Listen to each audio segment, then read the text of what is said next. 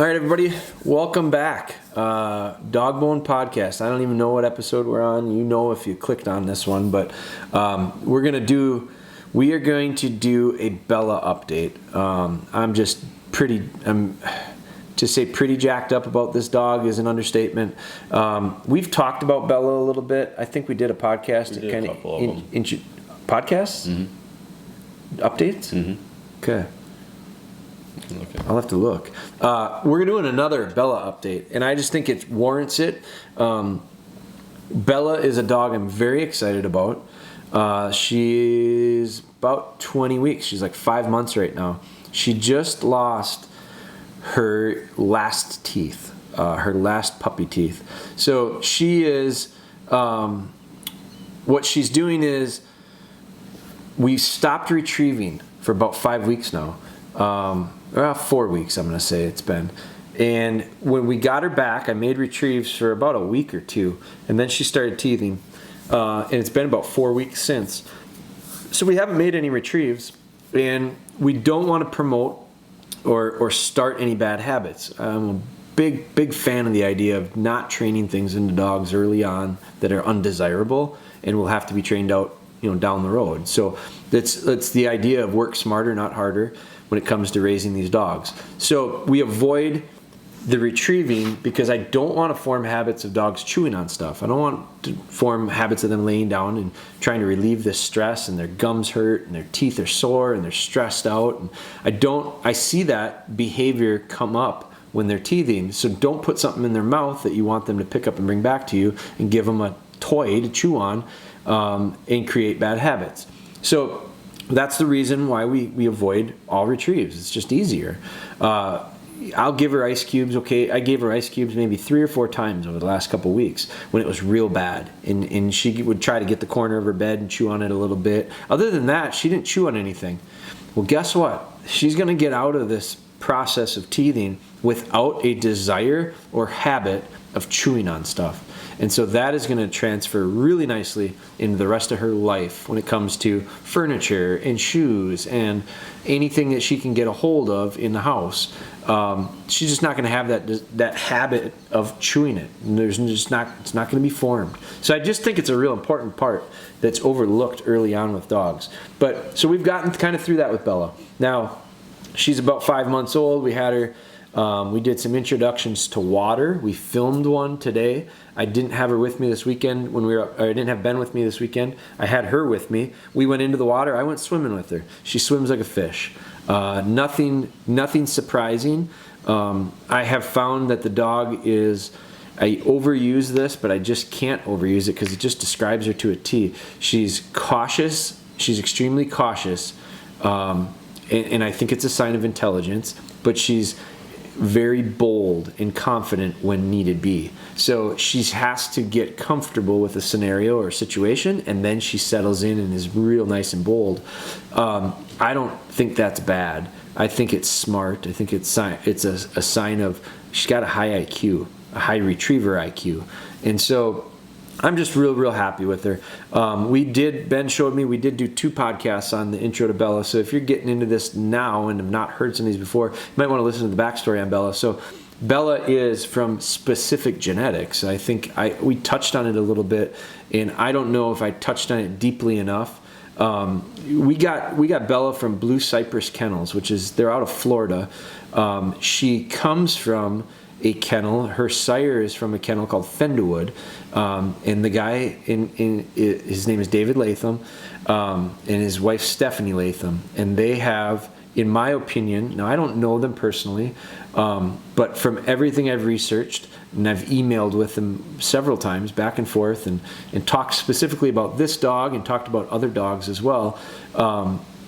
I think that what I have seen, I just really admire the style of dog that they're producing. It just fits what I like personally greatly. And I don't think that everybody's style of dog is the same, and I know that.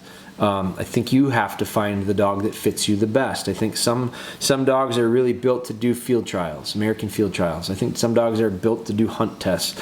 I think some dogs are built to do certain things well. And then there's certain dog, and my preference isn't always that. So I have a very, very specific style of dog that I like. After many, many years of doing this and many, many dogs, I have weeded out what I don't find as desirable, and it might be exactly what other people find desirable. So I don't want this to sound like the dogs that I have and am aspiring to breed are the style of dog is the best. It's not. I'm not saying it's the best. It's the best for me. And so I think you have to find the best for you. I'm in a deep search mode right now when it comes to pointing dogs. And it's so vague and so broad and so surface right now. I don't even know what the breed is exactly that I'm looking for. I'm narrowing it down to a few. I'm talking with several breeders. I'm visiting with several kennels. I'm really digging into it to find out what is the best style to match me from a training standpoint, from a hunting standpoint, from a lifestyle standpoint. I think those things all have to align. And so with Bella, to say I have found, and it was through research. So it was by contacting certain people, talking to certain people. I lucked out in getting Bella. A friend of mine that I've known for a long, long time, not done business with, but known for a long time, known from way back when, back in the Wild Rose Kennels days, like early on, 2005, 2006, 2007. He was there at the time, and that's how I met him. His name's Jeremy Crisco, and he now manages this Blue Cypress Kennels. And in conversation with him and talking with him, looking for specific types of dogs, this puppy came up. I knew a little bit of the background behind the dog. Another dog that's in this dog's pedigree is on the mom's side. The mom's a field trial winner, and she's imported. And she's a little bit bigger dog. She's 60 pounds, a little bit bigger compared to what I'm used to. But her sire is another international field trial champ, IGL winner. The stock or the genetic support behind this puppy is really phenomenal, and it is exactly what I had hoped for. So it is going to be it's going to drive some direction as to where I go as far as puppies going forward for myself and for my clients. We are in a process of just because I feel like we're to a point where I think we can do it with the right help and with the right dogs. I think I can get selfishly maybe. I feel like I can build the right dog for me, and so that's kind of the road we're taking. It's very early on, but it's something that we're going to be working towards. And this little puppy Bella has just been really a treat. Specifically about her retrieve is phenomenal, very natural, delivery is solid, holds very well, does not want to run off. She's I call it cooperative. She's very cooperative in just about everything she does. She's got the ability to go on and off pretty quickly with control and excitement. And I think part of that is the dog, and the other part is our consistency with her. We do not allow her to spin up out of control. She would if we let her, and we don't allow it. I'm not hard on her. She doesn't take pressure well. She's on a scale of soft versus a little harder. She's a very soft dog. I love it. It's exactly what I want. It takes minimal tone to get change out of her. It takes very minimal pressure. I've got the dog heeling off lead. So we got a little bit later start with her. We didn't get her till she was about 15 weeks, I think, and is when we got her. So she's probably actually a little bit over 20 weeks. She's probably about 21 weeks right now. I think her birthday is on the, I'm going to look at her. I'm going to look at I've got the paperwork, so I'm gonna look and find out what the date is. I think it's the 6th. I just don't know what month it would be. I don't think she's going to be 6 months though this month.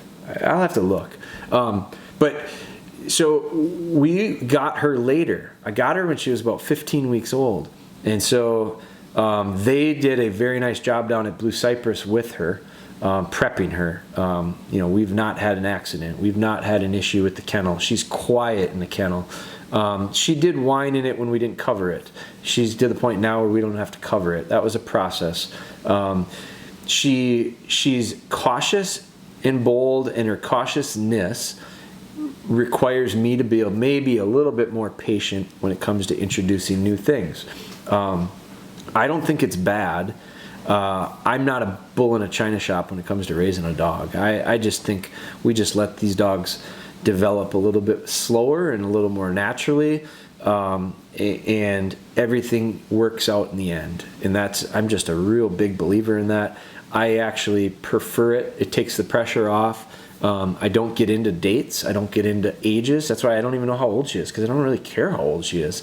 It really doesn't dictate anything when it comes to my training, whether she's 6 months, 5 months, or 2 years. I don't really care. I do think the process needs to be systematic, and I think the process needs to be sequenced. And so that's the issue. It's finding where the sequence is and finding when and how. I've wanted to retrieve with her now for a couple of weeks because I just think she's going to be a lot of fun to do it with. But I've resisted the idea of it because I went, don't put something bad into her right now. That'll come. Would I like to be retrieving with her? Yeah. If I had her, earlier, which this again is just a preference thing and it's a sequence thing and it's when folks do this. I do things maybe different than some other people do it, and that's okay. I don't think they're wrong, and I don't think I'm right. I don't think I'm wrong, and I don't think they're right. It's just you do things differently. But the puppy, I don't think, made many retrieves prior to coming to me, and the reason I say that is because Jeremy and I had a conversation about it, and he was saying, they don't make retrieves till they're a little older. And so I probably would make some retrieves with the puppy 10 to 12 weeks. I'd like to get some retrieving in before the dog starts teething. That's always one of my goals. Get some nice little retrieves, bring out that natural delivery if it's there. Just get the habit of going out and coming back. I like to get that done before they teeth because I know I'm going to have to take a pretty hefty break, 4 weeks usually at least. So I want to do it first. Well, I only had about a week before she started teething, maybe 2 weeks before she started teething.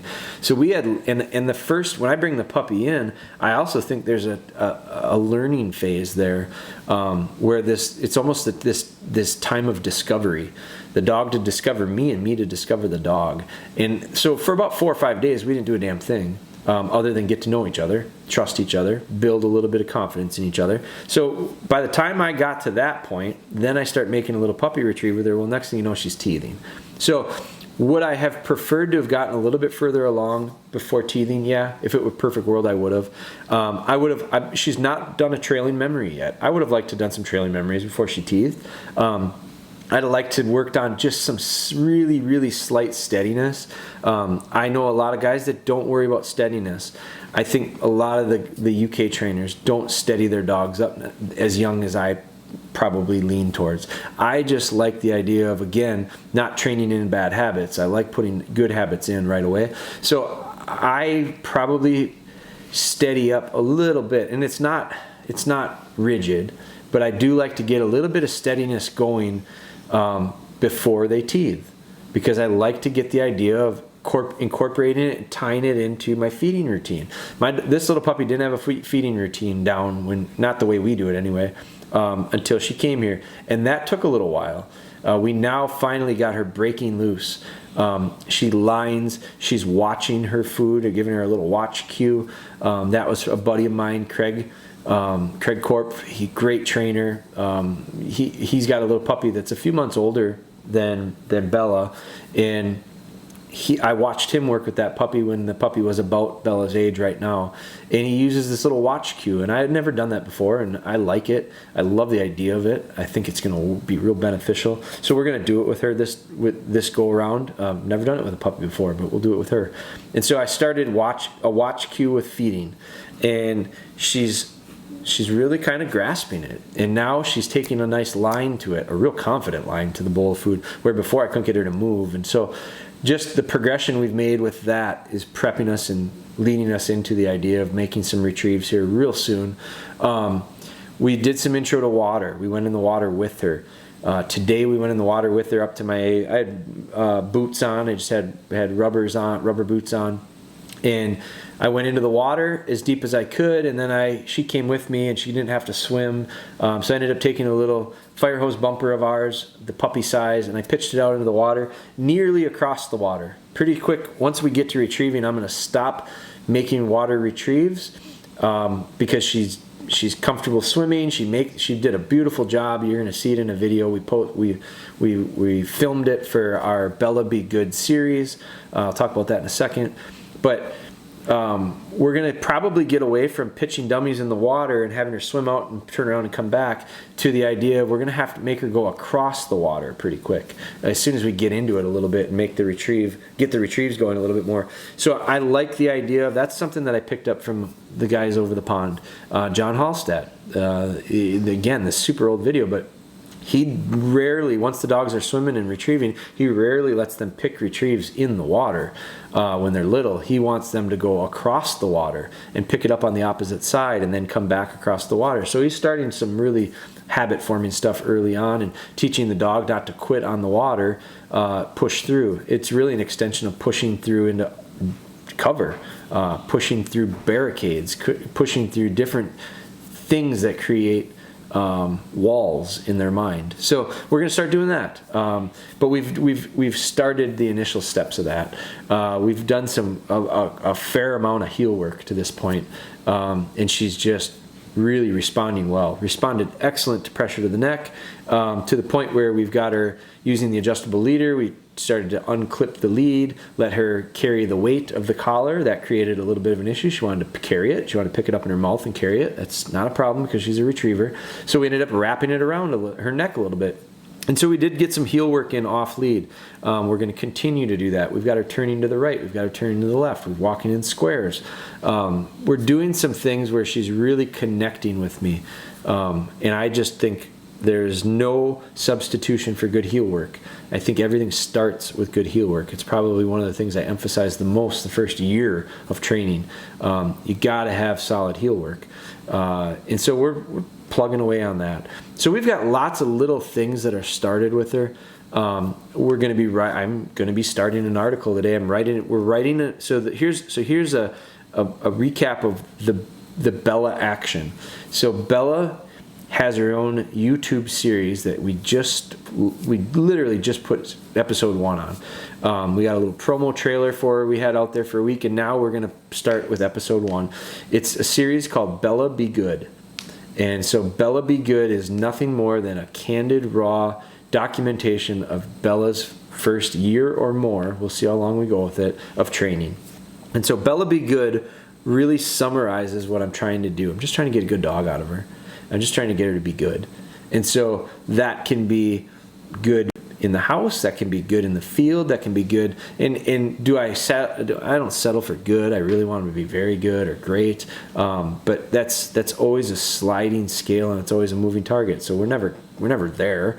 But my good for most people is, man, they'd be really happy to have that good. So we're going to just call it Bella Be Good, and we used it because it rhymed, or it kind of sounded all right. So Bella Be Good is the series. That's going to be a video series on our YouTube channel at DogBone Hunter. We're also going to be posting on our Facebook with Bella Be Goods. We're going to be doing promos on Instagram. We're probably going to do Instagram TV. It's just going to depend on how long these sessions get, because as she gets older, the sessions will get longer, and then we're restricted with what we can upload size-wise and time-wise. Everything will go to YouTube, and we'll have a... Do we have a playlist already? We've got a playlist. Ben built a playlist. It's called Bella Be Good. It's just like Live with Spry. It's just like Cody Go Back. It's just like the Arrow series that we did. We've got all these little playlists, and they're just sequenced videos, and I just think it's real easy to keep them in those spots for you guys to be able to search them out and watch them in order, or watch them out of order if you want to. But so we are going to have that. We're also teaming up with Gundog Magazine on this one. So Bella Be Good, the series, is going to be brought to you. It's in a partnership with Gundog Magazine. Gundog, they're friends of ours. We've worked with them for years. We're looking to expand and grow our relationship. We're doing some writing. I'm writing the first article for this column that's going to be Bella Be Good. We're going to turn the video series into a written version for Gundog Magazine. Just another way to consume it. But the other thing that we're doing is we're using some of their social platforms. So the Gundog Magazine social platforms, Instagram, Facebook, website. They're going to have them hosted on their website. So I encourage you to check out and utilize and follow and like and do all that stuff with their platforms.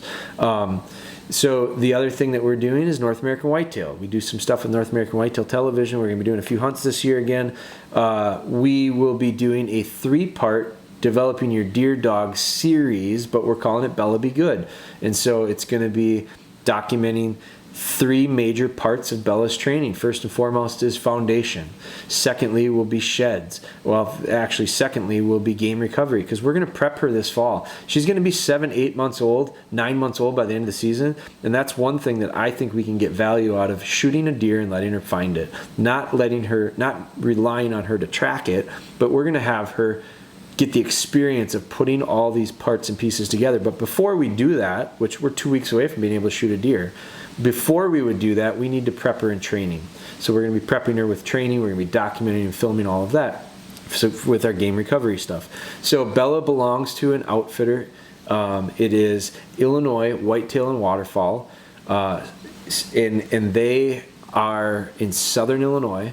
And they do whitetail and they do waterfowl stuff. So she's going to be a gun dog. She's also going to be a tracking dog for them. And we'll probably pick some antlers with her. So that's the full cycle of gun dog and deer dog tied into one. And she's going to be just a great representation of it.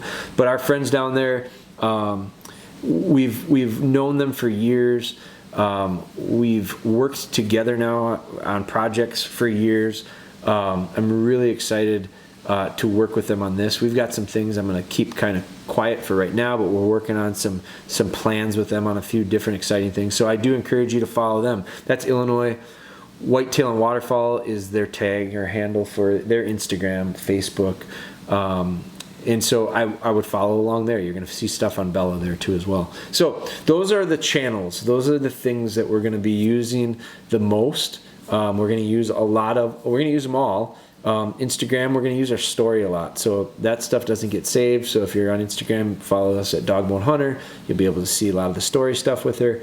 But I encourage you to dive into this with us, and don't hesitate to ask questions. The other thing I didn't talk about is lives. We're going to do some live updates. So we're going to do Facebook Lives occasionally, not every day like we did with Live with Spry, but occasionally we're going to do these lives where we're going to bring you up to speed, and the value of it is going to be more so for interaction with you guys, with questions. So those will be, I'll try to schedule those and announce them so they're easier to follow along, but some of them may be pretty random and sporadic.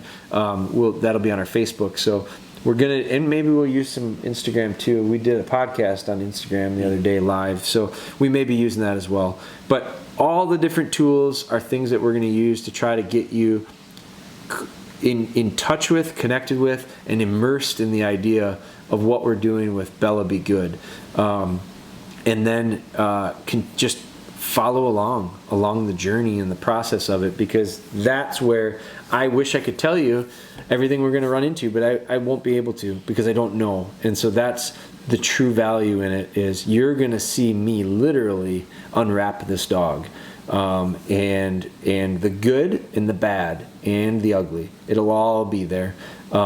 It's one of the riskier things that I can do as a trainer. It's one of the more labor intensive. It's going to require a ton of work, but the value that Live with Spry brought to people, I think is arguably one of the most impactful pieces we've done.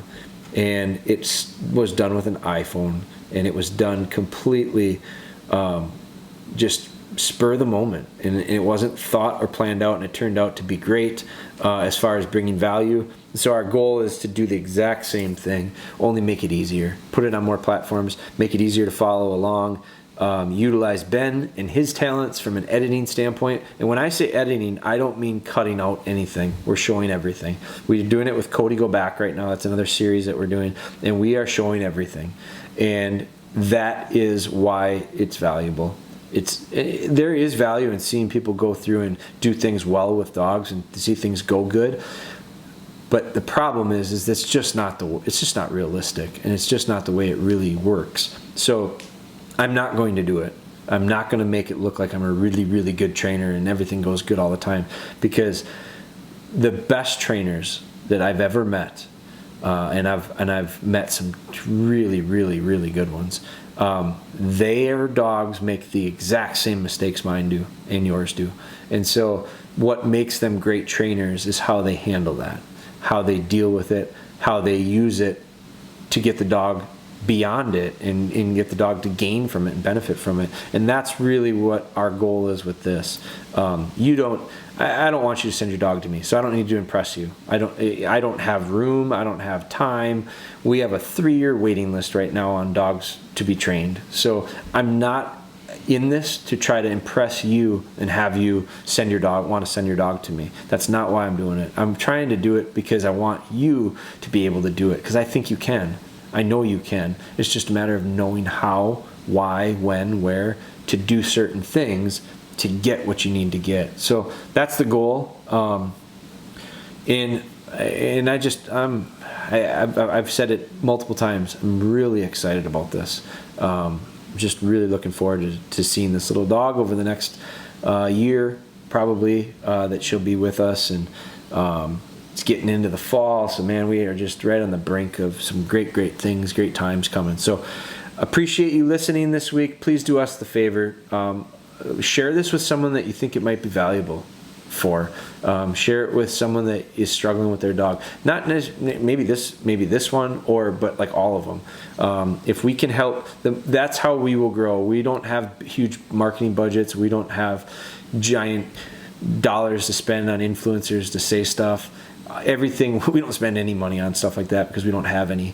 We do have some great friends that help us grow awareness, and it's 100% the reason why they do it we're extremely proud of is because they believe in us. They believe in what we're doing, and to me, it is 100% the most genuine marketing we can offer you. So, and that could be someone who has 3 followers or 3 million followers. It doesn't matter, because the person that has 3 followers, if they're 3 loyal people that follow them and they see the value that someone maybe got from some of our training stuff, they share it. I'd rather have that than 3 million that don't care and have zero interest in what we're doing. I've always said we're not wide, we're deep, and that's the way we want to stay. I wouldn't mind being a little wider, but I want to maintain the depth of involvement and interaction with our followers. So thank you.